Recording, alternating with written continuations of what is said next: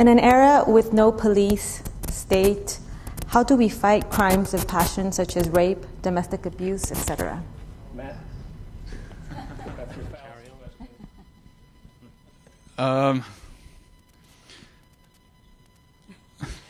Where do we start here? I mean, first of all, we should point out that 95 to 99% of most crime exists as a direct result of the pressures induced by the monetary system.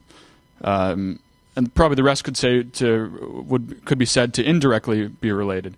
Remember, there's always a behavioral chain of causality that needs to be understood. Just because we can't understand the source of a particular behavioral abnormality doesn't mean that it's just ingrained in the human species or anything like that.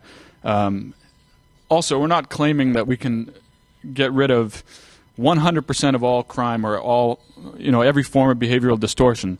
The point is to build an environment that brings out the best of all human people and to reduce the negatives that our current system produces.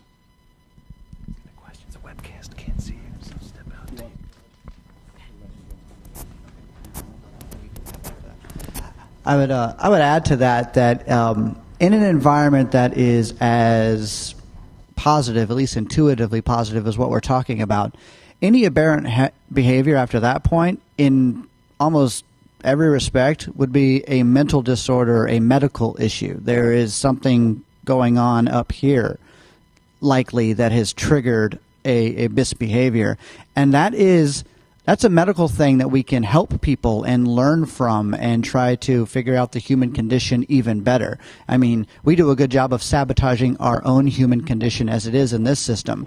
So, to get out of this system and then be able to look at bad behavior under a different set of circumstances will do nothing more than improve the awareness of ourselves.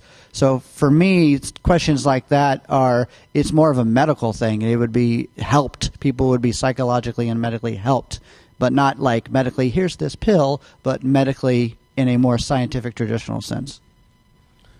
Just to kind of shatter the simplicity and absolutism of the question, even though it's been stated in a poetic sense, in the future system, there's no necessity for prisons and police.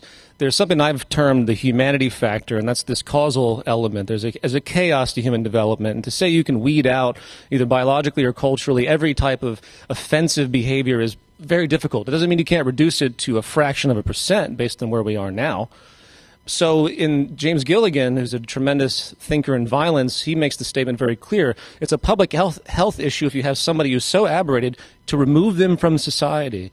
It doesn't mean you're going to abuse them and punish them like we do in the structure of this arcane prison system we have today, but to remove someone, so to have an official authority, a public health official, who, if needs to use restraint on somebody who's completely out of control with a mental disorder, harming people, you remove them and you take care of them and figure out what happened. That isn't the same as prisons and police, but there's a function there that, with like any immune system, things can go wrong. Our system isn't perfect, so your body can develop problems. The immune system comes in. That's why the joke, the Zeitgeist movement, is the social immune system of the world.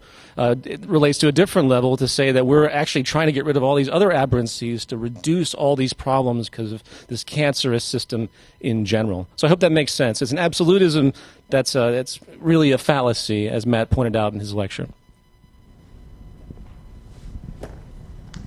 And we shouldn't forget that some of these practices are already in place. If you go to Norway, you'll see that some prisons are actually rehabilitation centers where people work together, they kind of figure out what happened in their life, and they learn new skills and they get integrated in the community. So instead of, in most prisons, you get somebody who's virtually honest, or maybe they commit a very demeanor, like not much of a big deal, crime. Then he gets in and becomes a criminal, right? A real criminal, because he has to deal with that kind of pressure in the prison. In some countries more evolved, like Norway, this doesn't happen. So it's not like we're talking about something completely alien to what we're already experiencing. And also public officials should be proportional to the requirements for them.